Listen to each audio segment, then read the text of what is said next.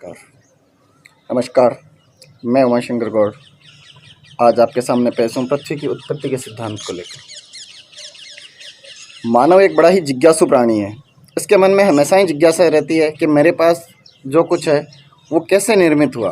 वह निरंतर इसकी खोज में रहता है। इसी वजह से मानव आज के इस विकसित रूप में पहुंचा और इसकी विज्ञान ने बहुत अधिक तरक्की की है। आज की इस वीडियो में हम ये पढ़ेंगे कि पृथ्वी की उत्पत्ति किस प्रकार हुई। इसके लिए आज के इस पार्ट में हम 3 संकल्पनाओं की बात करेंगे, जिनमें पहली है बफन की संकल्पना, जो पुच्छल तारा पर आधारित है। दूसरी संकल्पना है वो इमैनुअल कांट, जो जर्मनी के प्रसिद्ध दार्शनिक थे, उनकी हैं। उनकी संकल्पना वायव्य राशि संकल्पना के नाम से जानी जाती है। और तीसरी कांट की संकल्पना से प्रभावित होकर एक महान गणितज्ञ लाप्लेस ने निहारिका संकल्पना का प्रतिपादन किया। उन तीनों संकल्पनाओं के बारे में आज के इस वीडियो में अध्ययन करेंगे। सबसे पहले बात करते हैं बफन की पुच्छल तारा संकल्पना। बफन ने 1745 में इस संकल्पना का प्रतिपादन किया था। बफन के अनुसार यह कहा गया कि कालांतर में सूर्य के पास में, सूर्य की कक्षा में कहीं से घूमता हुआ पुच्छल तारा आ गया और वह पुच्छल तारा आकर सूर्य से टकरा गया। सूर्य से टकराने की वजह से, जैसे इस डायग्राम में दिखाया गया कि पुच्छल तारा घूमता हुआ आ रहा है और सूर्य से टकरा रहा है। बफन ने बताया कि जब ये सूर्य से टकराया तो सूर्य से टकराने की वजह से इससे एक द्रव्य पदार्थ टूटकर अलग हो गया और ये द्रव्य पदार्थ कालांतर में घनीभूत होकर ठोस पदार्थ के रूप में परिवर्तित हुआ और इसी से ही ग्रहों व उपग्रहों का निर्माण हुआ। वैज्ञानिकों ने बफन के इस सिद्धांत को नकार दिया, क्योंकि बफन ने जिस पुच्छल तारे की बात की थी तो वैज्ञानिक इस बात से असंतुष्ट थे कि कोई भी पुच्छल तारा इतना बड़ा नहीं हो सकता कि वह सूर्य को कोई भी नुकसान पहुंचा सके। इसलिए बफन की इस संकल्पना को वैज्ञानिकों ने पूर्ण रूप से नकार दिया। अब बात करते हैं हम कांट की वायव्य राशि संकल्पना की।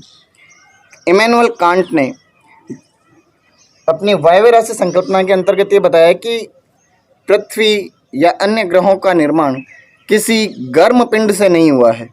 इनका ये मानना था कि प्रारंभिक पदार्थ जो था वो ठंडा था और छोटे छोटे कणों में बंटा हुआ था।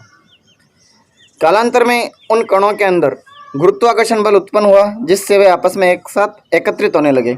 धीरे धीरे जब गुरुत्वाकर्षण बल में एकत्रण की वजह से इनमें टकराव हुआ और इनका आकार बड़ा होता गया तो इनके भूमध्य रेखीय भाग पर घूर्णन की वजह से बड़े बड़े छल्ले उत्पन्न होने लगे और वे छल्ले टूटकर अलग हुए। इनका कहना था कि जब पदार्थ मिले आपस में तो ऐसा एक बड़ा पिंड बन गया और इस पिंड के चारों ओर एक छल्ला बना और ये छल्ला टूटकर अलग हुआ और इसी छल्ले से ठंडे और घनीभूत होने से पृथ्वी का निर्माण हुआ। और कालांतर में इसी प्रकार अन्य ग्रहों का धीरे धीरे छल्लों से निर्माण हुआ। ये कांट ने बताया था।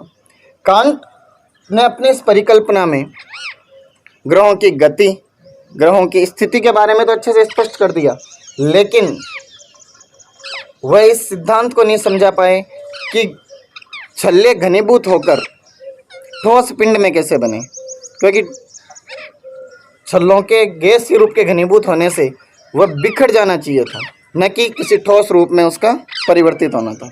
लेकिन उन्होंने एक नया रास्ता प्रदान किया, जिससे वैज्ञानिकों को एक मार्ग मिला पृथ्वी की खोज करने में। पृथ्वी का निर्माण कैसे हुआ, इसकी खोज करने के लिए एक नया मार्ग वैज्ञानिकों को मिला। इसी के आधार पर लाप्लेस नामक गणितज्ञ ने वायव्य राशि संकल्पना को आधार बनाकर अपना एक सिद्धांत दिया, निहारिका सिद्धांत, निहारिका संकल्पना। लाप्लेस को अपने सिद्धांत को फलीभूत करने में सर्वाधिक आकर्षण हुआ शनि ग्रह के चारों ओर बने छल्ले से। उस छल्ले को देखकर उनके मन में यह विचार आया कि ऐसी एक निहारिका रही होगी प्राचीन काल में, पुरातन काल में या प्रारंभिक काल में एक निहारिका रही होगी और वह निहारिका अपने अक्ष पर लगातार घूर्णन कर रही थी और धीरे धीरे समय के साथ उस निहारिका के तापमान में कमी आई और कमी आने पर जो गैसीय पदार्थ था वो धीरे धीरे सिकुड़ने लगा। और ये गति के सिद्धांत के अनुसार ये माना जाता है कि जब किसी पदार्थ में सिकुड़न होता है, उसका आकार छोटा होता जाता है, तो वैसे वैसे उसकी घूर्णन गति बढ़ती जाती है। और जब नीहारिका की घूर्णन गति बढ़ने लगी तो इन्होंने भी कांट की तरह ही बताया कि उसके भूमध्य रेखीय भाग पर छल्ले उत्पन्न होने लगे और धीरे धीरे वो छल्ले उससे अलग होते गए और वे छल्ले अलग होकर पृथ्वी व अन्य ग्रहों के रूप में विकसित हुए। और लाप्लेस ने यह बताया कि जो भाग बच गया ग्रह और बनने के बाद, वह भाग सूर्य के रूप में विकसित हुआ। लाप्लेस के अनुसार नीहारिका संकल्पना के तहत पृथ्वी का निर्माण हुआ। वैज्ञानिकों ने लाप्लेस की संकल्पना को भी नकार दिया। इनकी संकल्पना में कई बातें ऐसी थी जो पृथ्वी की उत्पत्ति को प्रमाणित करती हैं, लेकिन वैज्ञानिकों ने उसमें भी खूब सारी कमियां बताते हुए कहा कि नहीं, नीहारिका संकल्पना भी इसका कोई अच्छा उदाहरण नहीं है, ये अच्छी संकल्पना नहीं है जिसके माध्यम से हम पृथ्वी की उत्पत्ति को समझ सकें। क्योंकि लाप्लेस के अनुसार जो छल्लों से ग्रहों का निर्माण बताया गया, उसके अनुसार ये होना चाहिए था कि सूर्य से जैसे जैसे ग्रह बनते जाएं, उनके आकार में क्रमबद्धता होनी चाहिए, लेकिन ऐसा नहीं है। हम देखते हैं कि बुध, शुक्र, पृथ्वी और मंगल ये छोटे ग्रह हैं, फिर बृहस्पति और शनि बड़े ग्रह हैं, फिर अरुण व वरुण ये पुनः छोटे ग्रह हैं। इस बात को लाप्लेस नहीं समझा पाए, इसलिए लाप्लेस की संकल्पना को भी वैज्ञानिकों ने पूर्ण रूप से नकार दिया।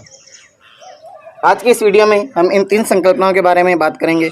अब कल हम बात करेंगे चैम्बरलेन और मोल्टन के द्वैतारक सिद्धांत और बिग बैंग सिद्धांत, जो आज के वर्तमान युग में सर्वाधिक मान्यता प्राप्त पृथ्वी की उत्पत्ति का सिद्धांत है। जय हिंद, जय भारत।